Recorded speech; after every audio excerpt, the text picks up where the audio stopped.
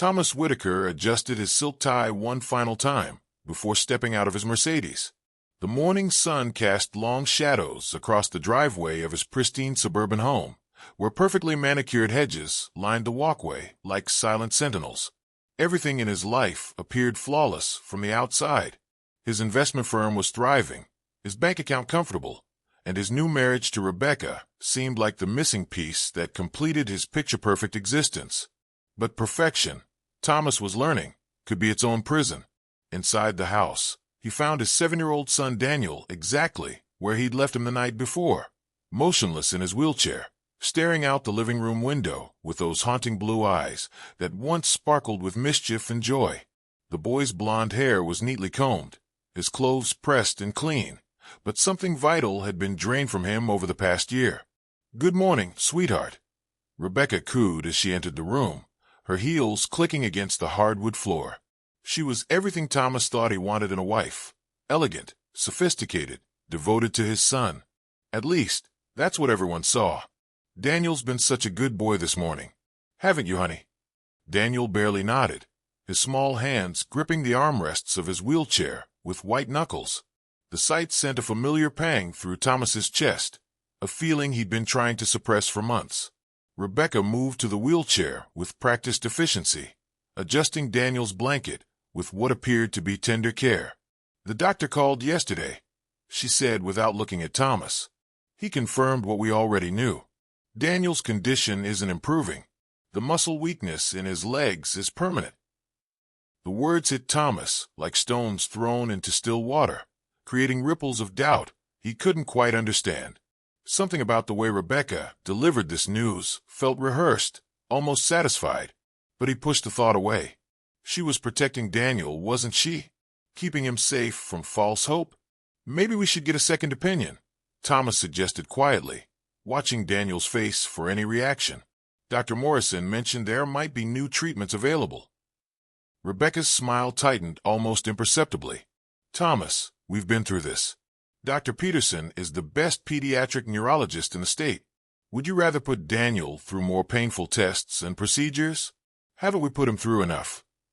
Her voice carried that familiar tone of gentle reproach that always made Thomas feel guilty for questioning her judgment. After all, she was the one who spent every day caring for Daniel while Thomas was at work. She was the one who'd stepped into their lives when Daniel's birth mother had died, offering love and stability when they needed it most. But as Thomas looked at his son, he noticed something that made his stomach clench with unease. When Rebecca spoke about Daniel's condition, the boy's entire body tensed. His breathing became shallow. His eyes darted nervously between his father and stepmother. It wasn't the reaction of a child being protected. It was the reaction of a child being threatened. "I want to go to the park today," Daniel whispered suddenly, his voice barely audible. It was the first time he'd expressed a desire to leave the house in weeks. Rebecca's response was immediate and sharp. "Absolutely not. The weather's too unpredictable, and you know how easily you catch cold. Besides, there are too many rough children there who might accidentally hurt you." Thomas watched his son's face crumple with disappointment, and something inside him snapped. "Actually, I think fresh air would do him good. I'll take him myself after lunch." The silence that followed was thick with tension. Rebecca's perfectly composed mask slipped for just a moment, revealing something cold and calculating underneath. "Thomas, you know I only want what's best for Daniel. He's so fragile right now. One wrong move, one fall, and he could be hurt permanently." But Thomas had already made up his mind. For months, he'd watched his vibrant, curious son fade away into this shell of himself. The Daniel he remembered had climbed trees, raced through sprinklers, laughed until his sides hurt. This quiet, fearful child felt like a stranger. "We're going to the park," Thomas said firmly, surprising himself with the conviction in his voice. "Daniel needs to see the world beyond these walls." As he spoke, he caught a glimpse of something he hadn't seen in Daniel's eyes for months, a flicker of hope, small but unmistakable. And in that moment, Thomas realized that his perfect life might be built on a foundation of lies. Rebecca's smile returned, but it never reached her eyes. "Of course, darling, if you think it's best. But please, be extra careful with him. He means everything to us." The way she said "us" made Thomas's skin crawl, though he couldn't explain why. As Rebecca left the room to prepare Daniel's medications, Thomas knelt beside his son's wheelchair. "Are you excited about the park, buddy?" he asked softly. Daniel's response was barely a whisper, but it carried the weight of a desperate prayer. "Dad, do you think I'll ever walk again?" The question hung in the air between them, loaded with hope and fear in equal measure. Thomas felt his heart breaking as he looked into his son's eyes that held too much sadness for a 7-year-old. "I don't know, son," Thomas answered honestly, "but I promise you this, we're going to find out together." Riverside Park stretched out before them like a canvas, painted in shades of green and gold. Thomas pushed Daniel's wheelchair along the paved path, feeling the afternoon sun warm his shoulders. For the first time in months, he saw genuine interest in his son's eyes as they watched other children playing on the swing sets and climbing equipment. "Look, Dad." Daniel pointed toward a group of kids his age kicking a soccer ball. "They're so fast." There was longing in his voice that made Thomas's chest tight. He remembered when Daniel used to be the fastest kid in his kindergarten class, his little legs pumping as he raced across playgrounds, with infectious laughter trailing behind him. "You used to be faster than all of them," Thomas said gently, stopping the wheelchair near a bench where they could watch the game. Daniel's face fell slightly. "Mom says I shouldn't think about that anymore. She says it makes me sad and that I need to accept what I am now." The word struck Thomas like a physical blow. Accept what I am now. What 7-year-old should have to carry that kind of resignation? The phrase sounded too mature, too final, like something an adult had drilled into a child's mind. "Sometimes it's okay to remember who we were," Thomas said carefully, studying his son's reaction. "It doesn't mean we can't be happy with who we are, but memories aren't something to be ashamed of." They sat in comfortable silence for a while, watching the world move around them. Families spread blankets for picnics, couples strolled hand in hand along the walking paths, and children's laughter created a symphony of joy that felt both beautiful and heartbreaking from their isolated bubble.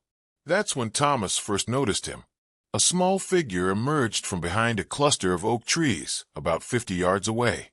At first glance, he appeared to be just another child playing in the park, but as the boy moved closer, Thomas could see the details that marked him as different. His clothes were torn and stained, hanging loose on his thin frame. His shoes were mismatched, one blue sneaker with holes in the toe, one brown boot that was clearly too big. But despite his raggedness, there was something purposeful about the way he moved. The boy appeared to be around Daniel's age, with dark skin and intelligent eyes that seemed to take in everything around him with careful assessment. He walked with the cautious confidence of someone who'd learned to survive on their own, each step deliberate and aware. What struck Thomas most was how the boy kept glancing in their direction, not with the casual curiosity of a child, but with something that looked almost like recognition or determination. "Dad, who's that?" Daniel asked, having noticed the approaching figure as well. "I don't know, son. Just another kid enjoying the park." But even as Thomas said it, he knew it wasn't true. There was something different about this encounter, something that felt significant in a way he couldn't explain. The homeless boy stopped about 20 feet away from them, his gaze fixed directly on Daniel. For a long moment, the two children stared at each other across the distance, one trapped in a wheelchair he might not need, the other free, but clearly struggling to survive on the streets. Then the boy took a step closer, and another, until he was standing just a few feet from Daniel's wheelchair. Up close, Thomas could see the evidence of a hard life etched into the child's young face, old bruises fading to yellow around his eyes, scratches on his arms that spoke of sleeping rough, and a wariness that no child should have to carry. But when the boy spoke, his voice was clear and strong, cutting through the afternoon air like a blade. "Your mom isn't your real mom, is she?" The question was so unexpected, so direct, that Thomas felt his breath catch. Daniel's eyes went wide, his hands gripping the wheelchair armrests until his knuckles turned white. "What did you say?" Thomas managed to ask, his voice coming out rougher than intended. The boy's gaze never wavered from Daniel's face. "She's not his real mom. I can tell by the way he looks scared when people mention her. Real moms don't make their kids look scared like that." Thomas felt the ground shift beneath him. This stranger, this child who appeared to have nothing, was seeing something that Thomas had been too close to recognize. Or maybe something he'd been too afraid to acknowledge. "She's my stepmom," Daniel whispered, so quietly that both Thomas and the homeless boy had to lean in to hear him. "When did she come into your life?" the boy asked, and there was something almost professional about the question, as if he were conducting an investigation. Daniel looked up at his father uncertainly. "About a year ago, right, Dad? After Mom died." Thomas nodded, suddenly feeling like he was under a microscope. "Yes, Rebecca and I got married about 14 months ago." "Why are you asking these questions? Who are you?" The homeless boy's expression darkened. "Because I think I know her. And if I'm right, your son is in terrible danger." The words hung in the air between them like a thunderclap. Thomas felt his heart begin to race, his palms growing sweaty despite the cool afternoon breeze. This was insane. A homeless child was making accusations about his wife based on a casual observation in a park. But as he looked at Daniel's face, Thomas saw something that made his blood run cold. His son wasn't looking shocked or confused by the boy's words. Instead, there was recognition in his eyes, as if someone had finally put words to feelings he'd been carrying but couldn't express. "What kind of danger?" Thomas asked, his voice barely above a whisper. The boy's eyes filled with a mixture of anger and sadness that seemed far too heavy for someone his age. The kind that starts small and gets bigger every day. The kind that makes you forget who you really are until you don't remember that you were ever anything different.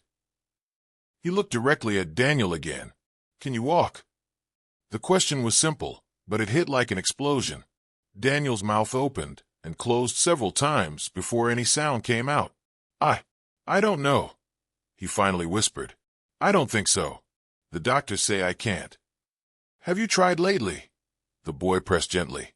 And in that moment, Thomas realized that his son hadn't tried to walk in months. Every time Daniel had shown interest in standing or moving, Rebecca had been there with gentle but firm discouragement, medical explanations, and loving warnings about the dangers of hope. The homeless boy stepped closer to Daniel's wheelchair, his intense gaze never leaving the frightened child's face. "What's your name?" he asked softly. "Daniel," came the whispered reply.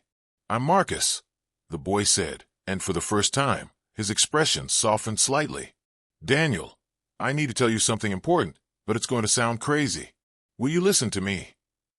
Thomas felt his protective instinct surge. "Now hold on. I don't know who you are or what you think you're doing, but you can't just walk up to my son and—" "Your wife used to be my foster mother," Marcus interrupted, his voice cutting through Thomas's objection like a knife through butter. "Her name is Rebecca Chin Martinez now, but she used to be Rebecca Martinez. She lived on Maple Street in a big white house with blue shutters before she moved in with you." Thomas felt the blood drain from his face. Rebecca had never mentioned living on Maple Street, but more troubling was the certainty in this boy's voice. These weren't the wild claims of a disturbed child. They were specific, detailed facts delivered with the weight of lived experience. "That's impossible," Thomas said weakly. "She would have told me if she'd been a foster parent." Marcus's laugh was bitter and far too old for his young face. "Would she? Has she told you about a lot of her past? Or does she always change the subject when you ask?" The question hit home, with uncomfortable accuracy. Rebecca had always been vague about her history, claiming it was too painful to discuss. Thomas had respected her privacy, assuming she'd open up when she was ready. Now, looking at this boy's haunted eyes, he wondered if there had been other reasons for her silence. "Even if that's true," Thomas said, grasping for logic, "what does any of this have to do with Daniel?" Marcus turned his attention back to Daniel, his voice becoming gentler but no less urgent. "She's doing the same thing to you that she did to me, making you believe you're broken when you're not, making you depend on her for everything so she can control you." Daniel's breathing became shallow and quick. "I don't understand. The doctors said my muscles are weak. The test showed." "What tests?" Marcus asked sharply. "Did you see the results? Did other doctors look at them? Or did she just tell you what they said?"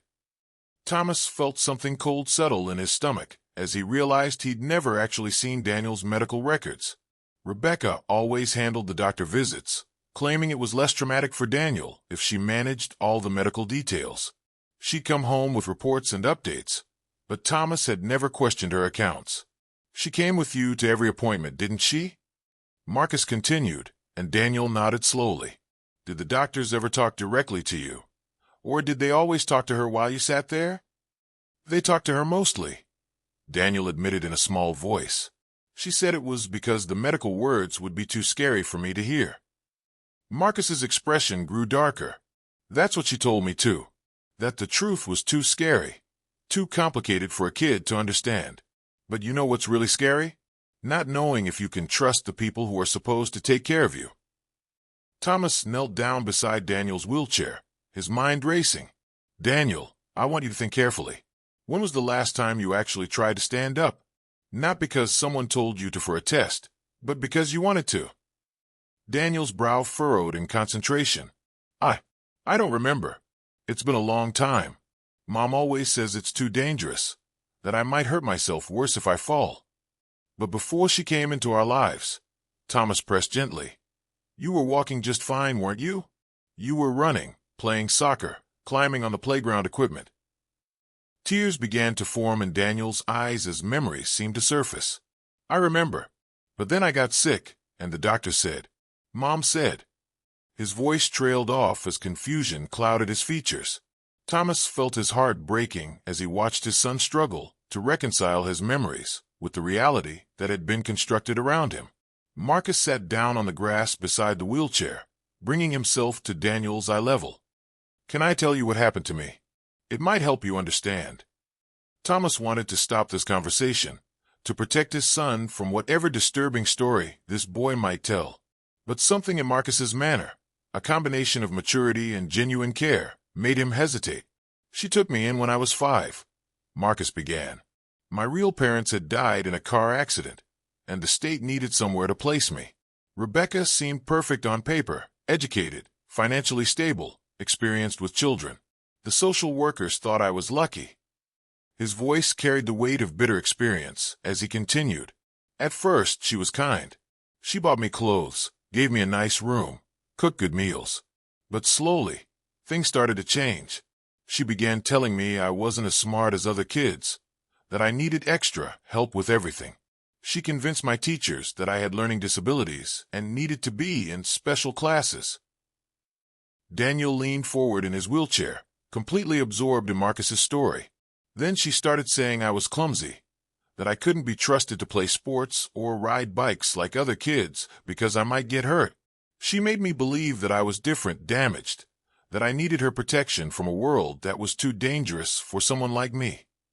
Thomas felt sick as the parallels became clear. The way Rebecca hovered over Daniel, the constant warnings about his fragility, the insistence that he needed special care that only she could provide. "How long did you live with her?" Thomas asked quietly. 3 years, Marcus replied. 3 years of being told I was weak, stupid, helpless. By the time I was 8, I believed every word. I was afraid to try anything on my own because she'd convinced me I'd fail." "What changed?" Daniel asked, his voice barely a whisper. Marcus's expression hardened with remembered pain. "I found out she was lying. I discovered that she'd been changing my school reports, telling my teachers things about me that weren't true. She'd been giving me medicine that made me tired and confused, telling everyone it was for my condition." The boy's hands clenched into fists as he spoke. "When I confronted her, she got angry, really angry. She told me that nobody would believe me, that I was just a foster kid with problems, and that she was the only person in the world who would ever care about me." Thomas felt his worldview crumbling around him as Marcus continued. "That night, she locked me in my room and told me I'd stay there until I learned to be grateful for everything she'd done for me. But I was done being grateful for my own prison." "How did you get away?" Daniel asked. "I waited until she fell asleep. Then I climbed out my bedroom window. I'd rather live on the streets than live with her lies." The silence that followed was deafening.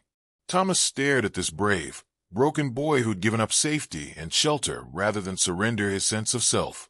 Then he looked at his own son, trapped in a wheelchair that might be nothing more than another kind of prison. Thomas's hands trembled as he gripped the handles of Daniel's wheelchair. The afternoon sun seemed too bright, the sounds of children playing too loud, the very air too thick to breathe. Marcus's story hung between them like a bridge spanning a chasm, one that Thomas wasn't sure he was brave enough to cross. "This is insane," he whispered, more to himself than to anyone else. "You're asking me to believe that my wife, the woman I married, the woman who's cared for my son every day for over a year, is some kind of what? Monster." Marcus didn't flinch at the challenge in Thomas's voice. Instead, he reached into his torn pocket and pulled out a crumpled photograph. The image was faded and water-stained, but clear enough to show a younger Marcus standing next to a woman Thomas recognized immediately. It was Rebecca, but not the Rebecca he knew.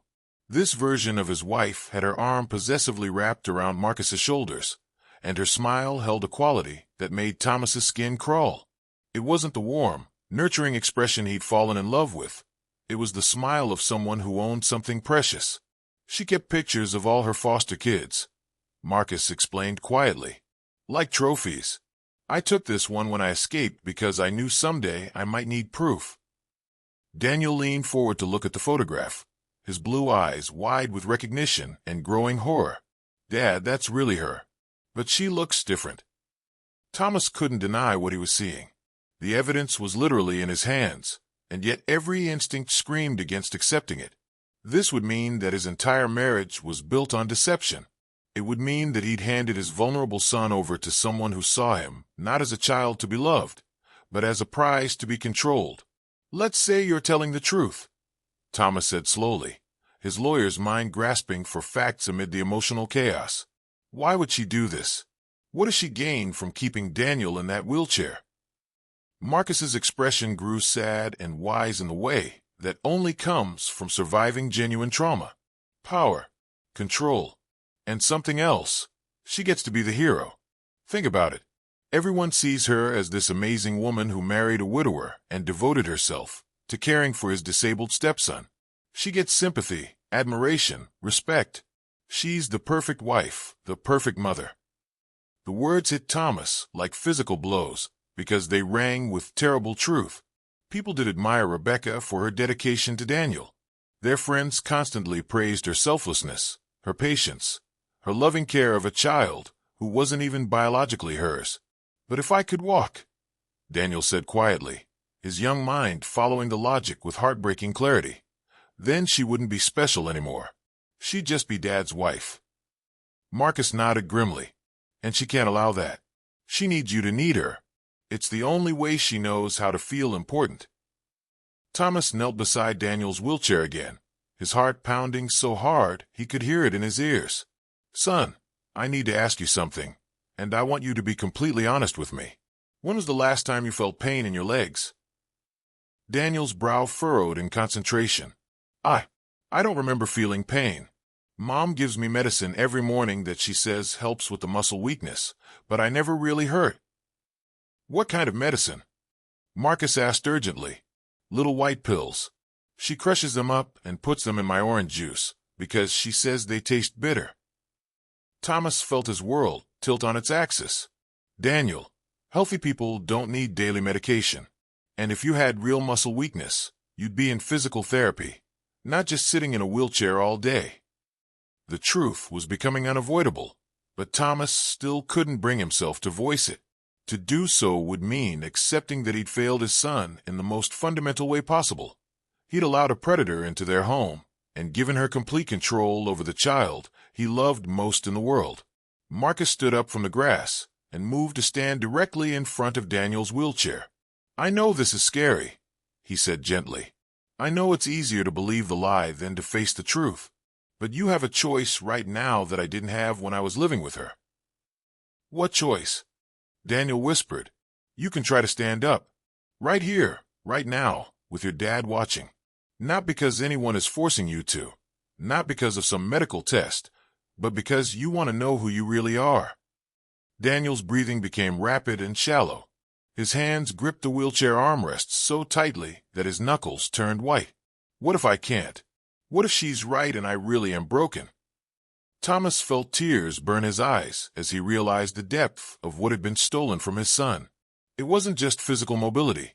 It was confidence, self-worth, the fundamental belief that he was capable of growth and change. "Then we'll figure it out together," Thomas said firmly. "But what if she's wrong?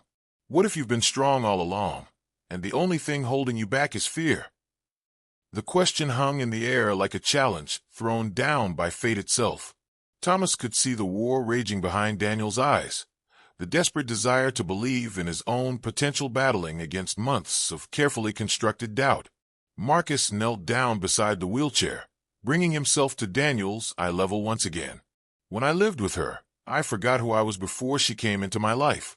But sometimes, late at night, I'd remember running in my backyard at my real parents' house.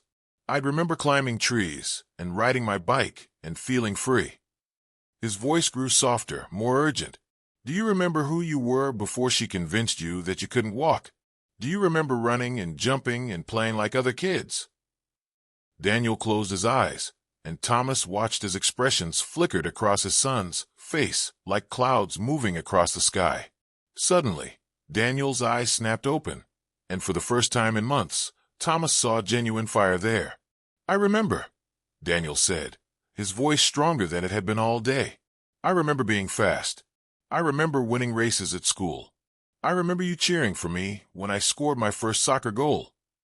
The memory hit Thomas like a physical force, bringing with it a rush of guilt and determination. He had let someone steal those memories from his son, had allowed fear and trust in the wrong person to rob Daniel of his own identity. "Do you want to try to stand?" Thomas asked, his voice thick with emotion. Daniel looked at his father, then at Marcus, then down at his own legs as if seeing them for the first time in months. When he spoke, his voice carried the weight of a decision that would change everything. "Yes," he whispered. "I want to try." The moment stretched between them like a held breath. Daniel's small hands remained frozen on the wheelchair armrests while Thomas and Marcus watched with the intensity of witnesses to a miracle or a tragedy. The entire park seemed to quiet around them, as if the universe itself was waiting to see what would happen next. "There's no pressure, son," Thomas said softly, though his own heart was hammering against his ribs. "If you can't do it, or if it hurts, we'll stop immediately." Daniel nodded, but his fear was palpable. Months of conditioning had taught him that his legs were useless, that any attempt to use them would result in pain, failure, and disappointment. Rebecca's voice echoed in his memory, gentle but insistent. "You mustn't try to walk, sweetheart. It will only hurt you more." Marcus seemed to understand exactly what Daniel was battling. "When I finally decided to leave her house," he said quietly, "I was so scared that I threw up 3 times before I could make myself climb out that window. She'd convinced me that I couldn't survive on my own, that the world would chew me up and spit me out." "But you did it anyway," Daniel said, his voice barely above a whisper. "Yeah, I did. And it was hard. Harder than anything I'd ever done. But you know what I learned? Being scared doesn't mean you can't do something. It just means it's important." Thomas watched his son's face as Marcus's words sank in. Slowly, almost imperceptibly, Daniel began to shift forward in the wheelchair. His breathing became more deliberate, and his grip on the armrests loosened slightly. "What if Mom finds out?" Daniel asked suddenly, and the question revealed the depth of his psychological imprisonment. Even now, faced with the possibility of freedom, his first concern was Rebecca's reaction. "What if she does?" Thomas replied, surprising himself with the firmness in his voice. "I'm your father, Daniel. Your real parent, and I say it's okay to try." The words seemed to unlock something inside Daniel. For the first time, he appeared to remember that Rebecca's authority over him wasn't absolute, that there was someone else in his life who had the right to make decisions about his care. Marcus stood up and extended his hand toward Daniel. "Come on. I'll help you. If you fall, I'll catch you." The offer was simple but profound. Here was a boy who'd lost everything, who had no home, no family, no security, offering to support someone else's journey toward freedom. The courage it represented wasn't lost on Thomas, who felt ashamed of his own paralysis in the face of Marcus's bravery. Daniel looked at Marcus's outstretched hand for a long moment, then slowly released his grip on the wheelchair armrests. His movements were tentative, uncertain, like someone relearning how to use their own body.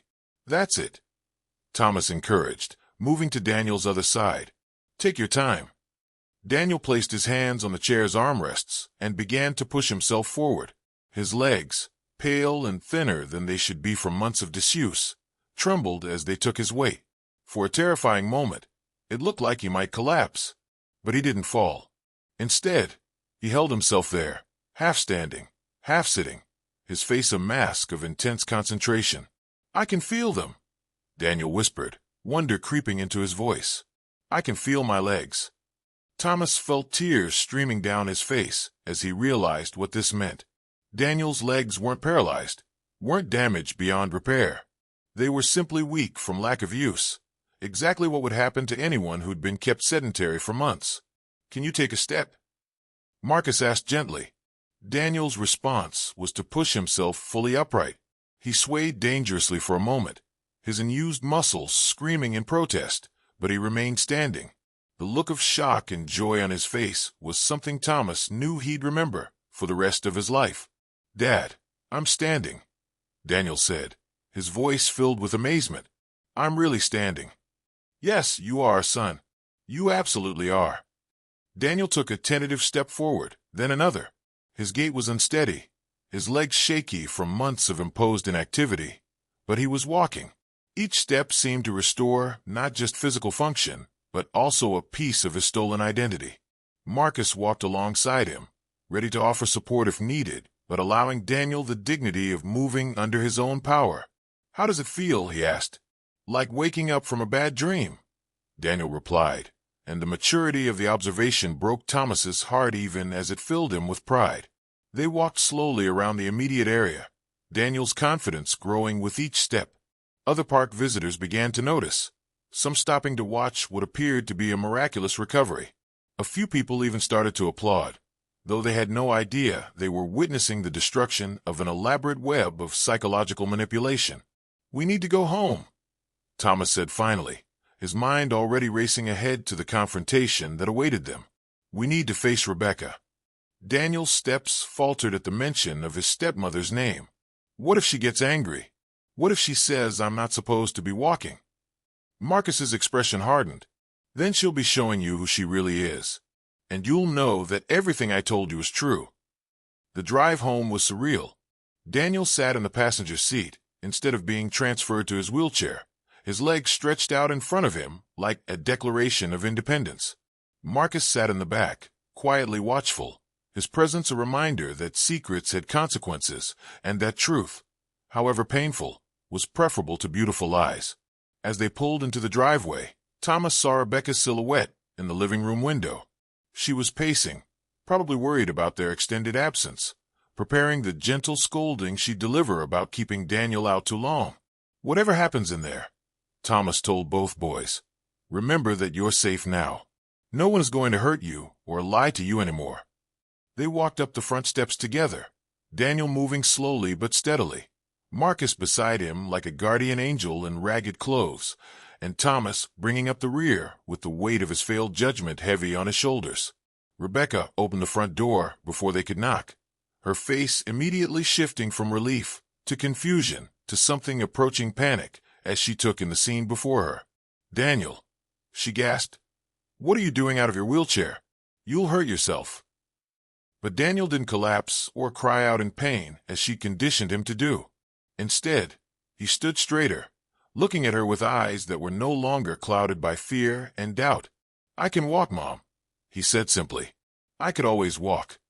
The mask of concern slipped from Rebecca's face for just a moment, revealing the cold calculation underneath. In that instant, Thomas saw everything Marcus had tried to tell them. The manipulation, the control, the careful construction of dependency that had been designed to feed her own psychological needs. "That's impossible," Rebecca said, her voice taking on the sharp edge of desperation. "The doctor said." "The doctors never said anything," Thomas interrupted, his voice cutting through her protestations like a blade. "Did they, Rebecca? Or should I call you by the name Marcus remembers, the foster mother who convinced a little boy he was broken when he wasn't?" The silence that followed was deafening. In it, Thomas heard the sound of his old life crumbling away, taking with it the illusion of the perfect family he thought he'd built. But from the ashes of that destruction, something better was emerging. The truth, painful and complicated, but infinitely preferable to the lie they'd all been living. Rebecca's eyes moved from Daniel to Marcus, and in them, Thomas saw the recognition of complete and utter defeat. The game was over. The secret was out, and 3 people she tried to control had found the courage to reclaim their freedom. "Pack your things," Thomas said quietly. "You're leaving. Tonight." As Rebecca turned and walked back into the house, her perfect composure finally cracking, Daniel took another step forward. Then another. Each one was a declaration of independence, a rejection of the prison that had been built around him, and a commitment to discovering who he really was beneath the layers of imposed limitation. Marcus smiled, the first genuinely happy expression Thomas had seen from him, and together, the 3 of them walked into their uncertain but infinitely more honest future. The homeless boy had indeed revealed her dark secret, but more than that, he'd revealed the power of truth to transform lives, the courage required to break free from comfortable lies, and the incredible resilience of the human spirit when finally given permission to soar. The end. This story serves as a reminder that sometimes the most profound truths come from the most unexpected sources, and that real love means empowering someone to become their strongest self, not convincing them they need to remain weak.